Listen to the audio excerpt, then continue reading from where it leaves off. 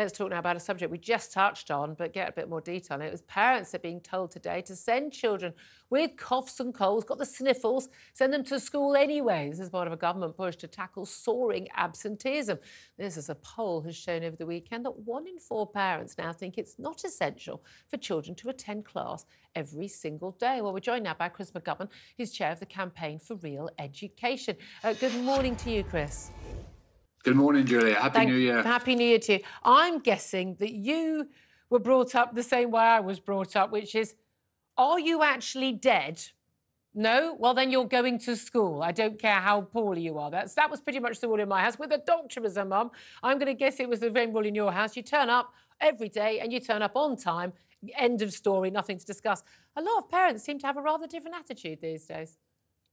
Yeah, it's about 28% of children are persistent absentees. You have a potential million new viewers who have children are staying at home. It is quite extraordinary. I'm someone who believes in education, although I point to some of the faults in it.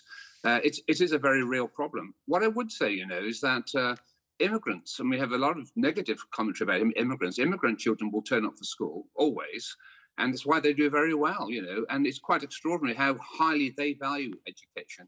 Too many Brits, I'm afraid, don't value education. It's extraordinary also that in Afghanistan, girls are dying to go to school. Yep. They're not allowed to go to school. They want to go to school. Children in what we used to call the third world walk miles to go to school, pay a few pennies to go to school. Yep. And here we have our British society, which is so welfare dependent, couldn't really care less. And they can't be bothered, or the parents can't be bothered to get their kids into school. Yeah. That said, Julia, schools have to do a good job and have to make it worthwhile going to school. And I know there are many 13, 14-year-olds who feel that perhaps the courses they're doing aren't relevant. They should be doing vocational courses and so forth. So it's not quite as simple as we might imagine. No, there's kind of a plague on all your houses, but we also got a lot of kids, again, they've been failed in primary school. You arrive in secondary school, you can't cope with the work. You don't want to have everyone go, oh, you're the thickie at the back of the class because they can't read and write properly. And they just drop out. But, I mean, that is a completely different issue from parents who just go, oh, I just don't see what the problem is. But again, a lot of parents working from home, it's a cold, rainy day. Oh, I can't be bothered to get out of bed to take you to school on time. I'll just stay at home. It's not a problem. And that seems to be being normalised. I mean, it was one thing. I remember years ago, the battle was always over parents taking their kids out, a week early or a day early from school to get a cheap half-term flight or something like that. And I think a lot of people find that a little bit more understandable, given you'll have a teacher inset day or the last day of term, you're basically playing Kaplunk. And, in your home clothes, do you think, I could have been getting a flight that would have saved the family £1,000 because it was that much cheaper? I can understand parents wanting to do that. I don't think you should, but I can understand it. But these stats, according to government data, I was blown away by this yesterday. The proportion of pupils classed as persistently absent, and that means missing at least 1 in 10 lessons. This is different from those kids, the 100,000 who just disappeared completely from school rolls, just missing at least 1 in 10 lessons. So that is a lot of lessons to be missing. What, you're going to have, 5, 6 during a day? It's more than doubled since the start of the pandemic. In 2019, it was 11%, and now it's 22%. I mean, that is terrifying that 1 in 5 children are missing more than 1 in 10 lessons, because it's not just that classes they are missing. When they do turn up to school, we were just discussing with Sam Armstrong, the teacher's going to have to try and catch them up, which means the kids who were in the lesson are missing out on going forward. They're having to catch up those kids. So it impacts everybody. Yeah, let me depress you even more, Julia. The Campaign for Real Education, 30 years ago, we did a survey of children and attendance. And what we found is we produced a book which was called Officially Present. Quite a lot of children turn up, they register, then they bunk off, they go off. So the figures look bad, but they're actually worse because a lot of these children are actually registering and then disappearing. So, yeah, it's very serious. A few weeks ago, we had international data suggesting that the UK is not doing too badly, but we're not doing very well in an international sense. Europe is a second division in terms of attainment. And during the COVID lockdown, which, of course, our campaign opposed very strongly, we should have had children in school then. During the COVID campaign, the countries, many of those countries in Asia, in the Asia Pacific, they went further ahead and we fell backwards. So the gap between us and, say, Singapore, parts of China, Japan, Taiwan, and so on, is about up to 5 years now. So we're falling very badly behind. And as I said many times, you want to see our economy in 20 years' time, look at our education system today. And parents don't value it enough. Parents themselves often have been through a system when they've been poorly educated. They're illiterate and innumerate.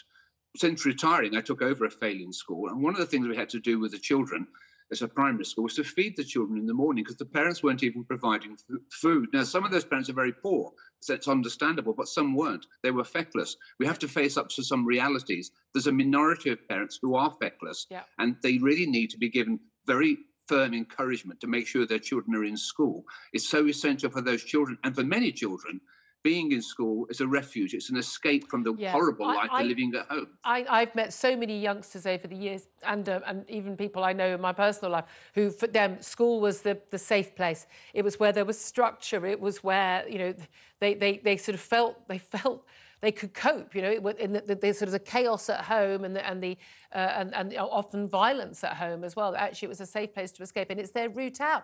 And you know, the thing I think most of us will find bizarre is parents who've been failed by education themselves, perhaps illiterate, perhaps, you know, living on benefits of low-paid work. You'd think they think, the one thing I want to make sure is that my kid gets the chances I didn't have.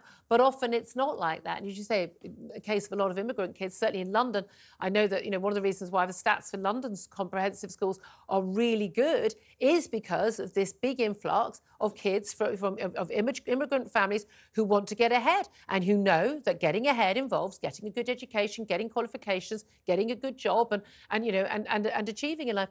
What would you do to turn this around? Because I think that Bridget Phillipson, the Shadow Education Secretary for Labour, is talking today, as well as the Education Secretary, Gillian Keegan. But Bridget Phillipson's talking about, you know, mentoring and hubs and all of that. And, you know, there's a lot of, you know, talking to parents from the Education Secretary, you know, you need to get your kids in school. What would you do to actually make this happen? Because the kids who are the ones who are regularly absent are the kids who most need to be in school, who are most likely to fall into a life of drink, drugs, crime and unemployment.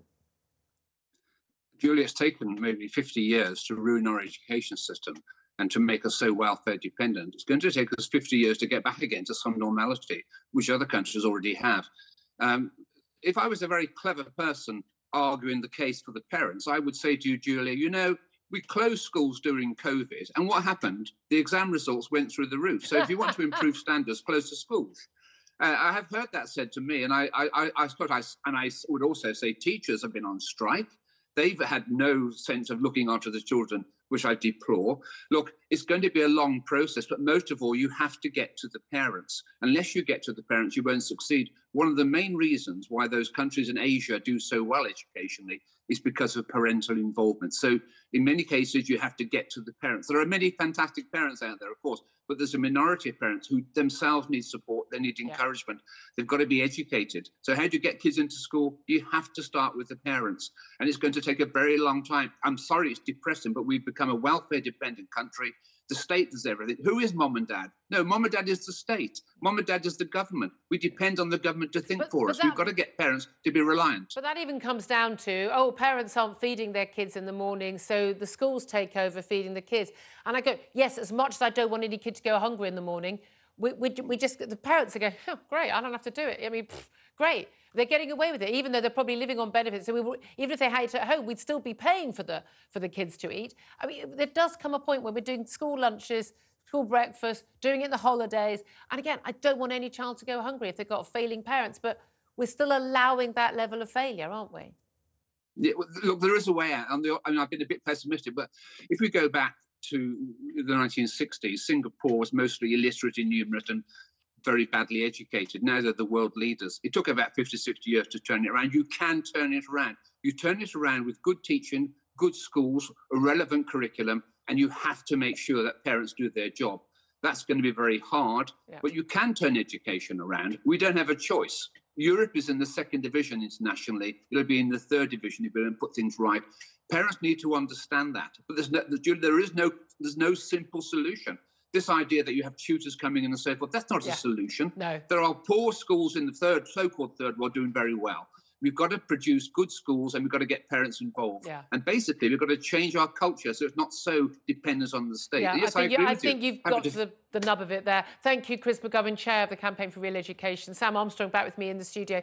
I know you'll agree with a lot of this. I was talking with a friend of mine who's a head of an inner sort of city comprehensive, and they've got a lot of kids who are challenged, is the phrase I think you use, doesn't cover the sides of it. I remember him saying to me, look, you know, when COVID hit and when the lockdown happened and kids were sent from school, he said, we didn't even think about teaching for the first 2 weeks. Our job, first of all, was to make sure kids were safe. Each teacher had 10 children that they had to speak to every day to make sure they were physically safe. That's what they're doing. Schools have become social workers, political propaganda merchants on trans ideology. They're not teaching anymore. A lot of parents aren't parenting anymore. Schools are having to do some of that, teaching kids how to go to the toilet and get dressed and things like that. We've got things completely sort of just wrong and topsy-turvy in this country. Yeah, running through everything we've discussed today, it's just this lack of responsibility. Yeah, we have ministers and bosses that aren't responsible for disasters on their watch. Yeah. We have parents that don't believe that they're responsible for sending their kids to school, fed, dressed, ready to learn. Yep. Why, oh why, have we got to a stage in this country where we expect so little of just everyone? In one sentence, why do you think that? I think it's the proliferation of a human rights culture that says to everyone, you're entitled to this, you're entitled to that. And we have completely and utterly forgotten the fact that, yes, you are entitled to certain things, but you're also obliged to deliver things. You have got duties to one another, and people need to be reminded of that. Hear to all of that. Sam Armstrong, this is why we love having you on the show. Thank you.